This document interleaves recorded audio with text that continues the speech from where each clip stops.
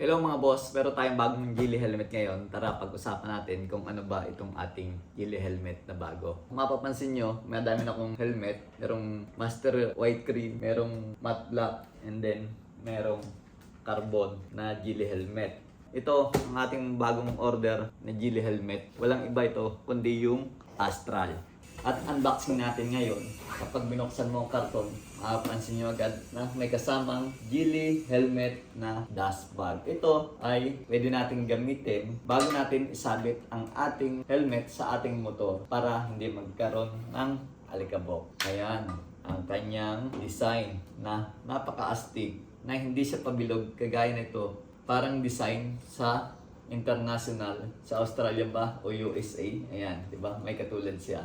Mapapansin nyo na malaki yung kanyang lens. Mas malaki yung vision na makikita ng rider kapag suot natin to. Tanggalin natin dahil ito na yung gagamitin natin. Tanggalin natin sticker at makikita nyo ang nakakabit na lens ay yung iridium lens. Alright. So, meron siyang dual visor. Ayan, isang visor sa loob.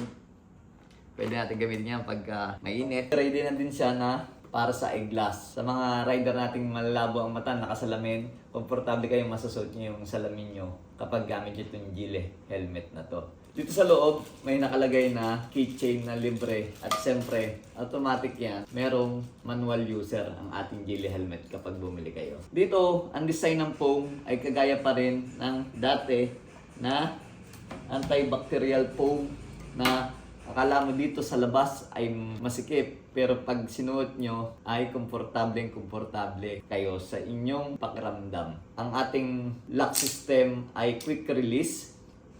So itong foam niya ay washable siya, and then meron siyang, nakikita nyo sa high-end na helmet lamang itong ganitong design na emergency quick release na full tab. So kapag na-aksidente ang rider, yung mga rescuer ay hihilahin lamang to para makahinga tayo ng magaang. So dito sa Astral, meron din siya na air vent dito sa harap, sa uluhan, ayan.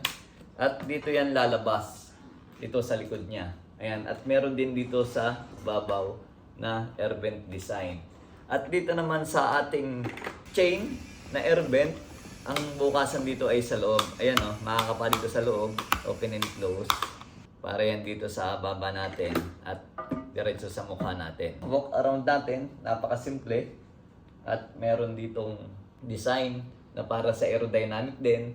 And pwede to sa ating intercom. Yan, intercom ready na to. Pwede itong installan ng Geely GP10 na intercom para sa ating mga rider, sa ating communication. So, kapag sinuot natin, ako ay medium ang size. At kagaya ng sinabi ko kanina, napakaganda ng sukat sa ulo ko, akma-akma. And then, siyempre, para sigurado kayo, pumunta kayo sa authorized dealer ng Geely helmet para makapagsukat kayo ng tama sa inyo.